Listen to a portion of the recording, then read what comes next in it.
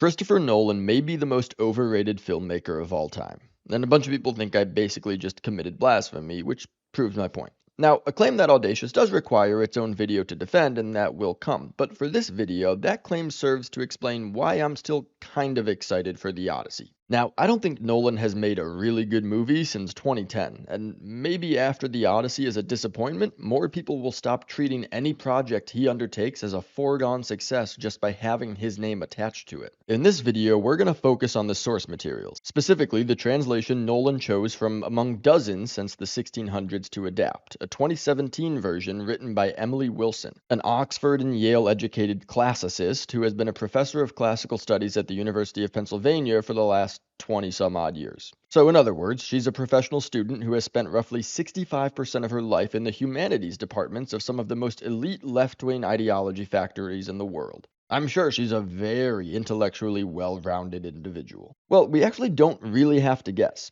Shortly after publishing her translation of The Odyssey, she wrote an op-ed in The New Yorker and did an interview with Channel 4 News in the UK that together reveal quite a bit. So first, we'll go through those unintentionally damning pieces, then look at some specific passages from her version and see how they were altered. She's clearly very proud that she is the first woman to publish a translation of The Odyssey in English. Good job! Pats for Patrick! Wilson seems to believe that her translation corrects several instances of sexism or misogyny that all of the male translators added into the poem. They didn't exist in the ancient Greek. In fact, she thinks The Odyssey is actually a story about questions surrounding gender and gender inequality. And I think it's also very centrally about gender questions and about both gender inequalities and also, but in a complex and intersectional kind of way. Today, Junior! In her New Yorker article, she specifies the silencing of female voices and the danger of female agency, since wives who act freely may do scary things. And the masculine mistranslations don't only miss the feminist themes, but also insert misogynistic language. Have a listen. Several translators use the word sluts, when in the Greek there are no terms of abuse in that passage. They're just called the female people who slept with the suitors. Ah, yes. How could translators have gotten slut from women who slept with the men that were actively trying to win another woman as their wife? What a mystery this is. But if you're thinking that Emily Wilson just translated The Odyssey through the lens of female empowerment, oh nay, she's full on intersectional politics. All this may make Penelope seem like an innocent victim, but she is also a woman of privilege who colludes in, indeed insists on, the silencing of more vulnerable women. You see, sure, Penelope is a victim by virtue of being married to an oppressive man, but other women are even more victimized because they don't come from the privilege Penelope does. And of course, she had to sprinkle in some of what was at the time the hot new thing, transgenderism. There is a vision of empowered femininity in the Odyssey, but it is conveyed not in the mortal world, but in that of the gods. The poem's plot is, of course, engineered by the wonderfully gender-fluid goddess Athena. What? Ha! Gay! Athena's non-binary now, or something? I mean, this line from her article, which was written down thoughtfully, not just blurted out as she stumbled over words or something, is so revealing. If you're producing an accurate translation of a literary work, you probably would want to remain as neutral as possible to the choices that the original author made. But she describes not Athena as wonderful, nor her wisdom or her role amongst the gods, but the idea that she was somehow non-binary is what's wonderful. And by the way, Athena, goddess of wisdom and battle strategy and mathematics and all the rest, daughter of Zeus, sister, or at least half-sister of Ares, was not non-binary. The only way you can say that is if you lie. Also, she seems to love Athena, but doesn't bother trying to reconcile her admiration for the goddess of wisdom with the fact that her favorite human was Odysseus, who Wilson does her best to portray as morally reprehensible. So, in just a high-level overview of Emily Wilson's feelings about her own work, we can tell this is starkly different from every other English translation of the Odyssey that has ever been produced, and we can see why. So, how does Wilson defend her translation? Well, there are two ways. First, she claims that she tried to make a direct translation without inserting modern idioms or interpretations of phrases. We'll go over that when we dive into her actual work, but spoiler alert, it's a bald-faced lie. And second, she says this. There's never a definitive translation, and a translator always makes choices. That's about the first true thing she has said in either her article or this interview. There's no way to get a perfect, direct translation from ancient Greek into modern-day English. Heck, there's no way to get a direct translation from modern Greek into modern English. The English language wasn't built by looking at every word in the ancient Greek dictionary and coming up with one new English word to replace each one. So, translators have to interpret what they think a word or phrase would most nearly correspond to in our completely different language built on a completely different culture. But what she doesn't give any explanation for is why all the other translators seemingly made very similar choices that were drastically different from the ones that she made. Even multiple translations produced less than 10 years prior to hers. Basically, all she's got to say is sexism and misogyny. And this is the translation Christopher Nolan chose to adapt. He's done this before. He picked one of the worst depictions of J. Robert Oppenheimer to craft that biopic around. I mean, if all you know about Oppenheimer comes from that movie, you would think that he was treated super unfairly by the US government in having his security clearance revoked, when the truth is, it's a miracle it took them as long as it did. And this choice is even worse. What's truly remarkable about Wilson's claims on The Odyssey is how self-defeating they are if you know even the slightest bit about history. She says this in her New Yorker article. The Odyssey traces deep male fears about female power, and it shows the terrible damage done to women, and perhaps also to men, by the androcentric, which basically just means patriarchal, social structures that keep us silent and constrained. So the Odyssey really is a story about the evils of the patriarchy, and she has revealed this by stripping away all of the added sexism and misogyny of the men who translated it before her. What she's doing is something that ideologues, particularly gender ideologues, do a lot. She's assigning her modern-day morality to a long-gone civilization. You see people do this all the time with transgenderism, claiming that it's actually been around for thousands of years, and really we're the weird ones for not having embraced it. And then they fabricate a completely made-up term like two-spirit and assign it to the Indians, or claim that Roman eunuchs were actually transgenders. Wilson says that what the Odyssey really says is that the patriarchy is evil. But how would that story even get passed down through ancient Greece, which was insanely patriarchal? In ancient Greece, women could not be citizens, they had no legal standing, they were expected to stay home and bear sons. So the Odyssey was written by Homer after between 200 and 400 years of passing it down orally. Do you believe for 1 second that an anti-patriarchal story was passed down for hundreds of years through a hyper-patriarchal society without changing it to suit the values of that society, transcribed by Homer, and then spread and reproduced hundreds of times by members of that same hyper-patriarchal society, again without altering it? Because that's what you would have to buy into to convince yourself that Emily Wilson's claims about the true nature of the Odyssey are true. So what is Wilson's translation actually like? Actually, before we get into that, let's take a very brief look at her translation of the Iliad, since Nolan is clearly going to have flashbacks to the Battle of Troy. Now, it's still not confirmed who Ellen or Elliot or whatever Page is playing, but it has been confirmed that Lupita Nyong'o is playing Helen of Detroit. And for anyone who's confused, nobody has a problem with that casting based on the fact that Nyong'o is black. It's that, how do I put this without being too unkind? Helen of Troy was the face that launched 1,000 ships, as Christopher Marlowe put it. I can't really see Lupita Nyong'o launching a single pontoon. But, and perhaps this all comes down to quotas for award eligibility, based on that strange casting choice and the translation he's adapting, I think we can probably assume that, Elliot Page is playing Achilles, because why not? He's a homo. So let me just touch briefly on how Emily Wilson recasts Helen and Achilles in her translation of the Iliad. Like in the Odyssey, Wilson removes derogatory words for women like slut and whore, usually used in the context of Helen self-reflectively cursing herself for the choices that started this war. For instance, instead of bitch, Wilson uses a more literal translation of dog-faced. You're a lying dog-faced pony soldier. I can't possibly see how those other misogynist translators got bitch from a woman calling herself dog-faced. In Wilson's translation, the war isn't really Helen's fault as much as it is in others. In hers, Helen is trapped in a violent, possessive, patriarchal society where women are treated as currency and war prizes.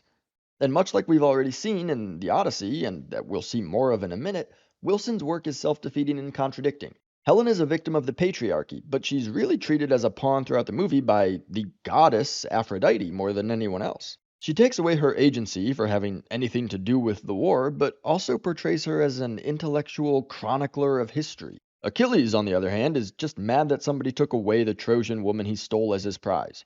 He's not at all a glorious warrior, but a childish teenager throwing a temper tantrum while singing about the fames of men, or the fames of they-thems, as it were. Okay, let's really dive into Emily Wilson's Odyssey translation. I have a collection of passages I pulled from her work that I'm going to juxtapose next to Robert Fagel's acclaimed translation, as well as Peter Green's 2018 translation, so you can see an even more recent version than Wilson's. By the way, I'm not like an Odyssean scholar or anything. I'm an engineer. I haven't read more than one translation of the Odyssey, so I will say I did rely heavily on a critique from Richard Whittaker, a classicist from the University of Cape Town, and a paper that he wrote about modern translations of the Odyssey. It's an academic paper, so it's footnoted to death, but I'll link it in the description if you want to read it for yourself, along with all the sources I've used in this video. From the very first sentence, the changes are unmistakable. Rather than the poetic, epic, sing to me of the man muse, the man of twists and turns, which immediately evokes feelings of mythology, Wilson's translation reads, tell me about a complicated man. I don't know, maybe it was my fault. Maybe I just ignored the guy. Now, rather than just go chronologically through the poem, we'll go by subject, starting with some quotes where she reframes Odysseus. Right at the start, again, we have this line about how Odysseus and his men got to where they are now. From Robert Fagel's translation, quote, fighting to save his life and bring his comrades home, but he could not save them from disaster, hard as he strove. The recklessness of their own ways destroyed them all, the blind fools. Peter Green's 2018 translation reads, yet no way could he save his comrades, much though he longed to. It was through their own blind recklessness that they perished, the fools. So what about Wilson? He worked to save his life and bring his men back home. He failed to keep them safe, poor fools. Replacing could not with failed to attempts to suggest some blame towards Odysseus, as though it's his fault that his men died. And that is doubled down upon by her omission of his men's blind and reckless actions. Later on in Book 9, Fagles opens the chapter, Odysseus, the great teller of tales. Green, then resourceful Odysseus, and Wilson, wily Odysseus, the lord of lies. Ah, see, he's nothing more than a liar, albeit a very good one. That skill of cunning is of no virtue, even when survival depends on it. At least, not if you're a man. Again, in Book 18, when Odysseus has disguised himself as a beggar and threatens another beggar, Iris. Fagles, so keep your fists to yourself, don't press your luck, don't rile me, or old as I am, I'll bloody your lip, splatter your chest. Green, but don't provoke me too much with your fists, lest you rouse my wrath, and old man though I am, I spatter your breast and lips with your blood. And Wilson, do not stir me to fight or lose my temper. I am old, but I will crack your ribs and smash your face to a bloody pulp. Jesus Christ! Throughout her translation, Wilson constantly uses the blandest, most basic language. The rare instances when she does embellish things, it's instances like this, where she uses visceral language to portray Odysseus as much more violent than he was, of course at the expense of a poor, victimized beggar. But here I think is the dumbest instance after Odysseus slaughters the suitors and is talking to Telemachus about what to do next. Fagles. Odysseus, long enduring, broke into a smile and turned to his son with pointed, winning words. Leave your mother here in the hall to test me as she will. She soon will know me better. But you and I put heads together. What's our best defense? When someone kills a lone man in the realm who leaves behind him no great band of avengers, still the killer flees. Goodbye to kin and country. Green, noble, much-enduring Odysseus smiled, and at once addressed Telemachus with winged words, saying, Telemachus, let your mother now make trial of me here, in my own domain. Soon enough she'll understand much better. For now, we need to consider how best to settle matters. A man who's killed only a single soul in his district, even one without many to avenge him when he's gone, still flees into exile, abandoning kin and country.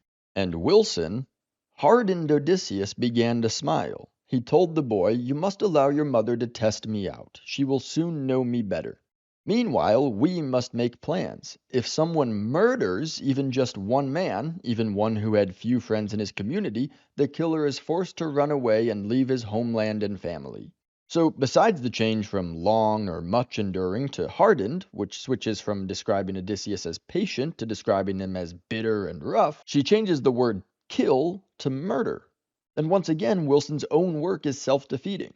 She really wants to tear down Odysseus, but throughout the poem, Odysseus is constantly speaking, often about himself. So Wilson has to make Odysseus portray himself in a negative light. and it often doesn't even make sense. Why would Odysseus refer to his own actions as murder? That doesn't make any sense! How about how Emily Wilson feels about the suitors? Well, I don't even have to interpret her writing. She does it herself in her intro to the poem and in her summary of Book 24. Quote, "Old Halitherses tries to restrain the crowd, reminding them that the suitors behaved badly and fighting is risky. They behaved badly. You might even say they were mostly peaceful. The whitewashing she does of the suitors is truly incredible." Let's take a look at an excerpt from Book 16 that puts this on full display. From Fagles, "But now an inspiration took the discreet Penelope to face her suitors, brutal, reckless men. The queen had heard it all, how they plotted inside the house to kill her son. Green, now prudent Penelope made a fresh decision to show herself to her suitors, so outrageous and arrogant, for she'd learnt in the halls of the plan to murder her son." So how does Emily Wilson recast this? Her translation says this: "Penelope decided she must show herself to these ungentlemanly suitors, since she had found out about the plot to kill her son." They're just ungentlemanly, as they plot to murder her son. And you may say, well, Fagles didn't describe it as murder either, but Wilson displays she's clearly willing to substitute murder for kill, and it would be much more appropriate here than it was when she was talking about Odysseus, or rather, when Odysseus was talking about himself. And here in the intro to the poem is how she describes the suitors in her own words and interpretation, not just a flawed translation. Quote, "Greed, ingratitude, and rudeness are annoying, but one might think rather trivial flaws. These boorish, selfish, immature young men are certainly unpleasant to be around, but not necessarily the epitome of evil, and it may be difficult to understand how anybody could think they really deserve death." Now, personally, I think that if you trespass and try to take a man's wife and kill his son, you might deserve death.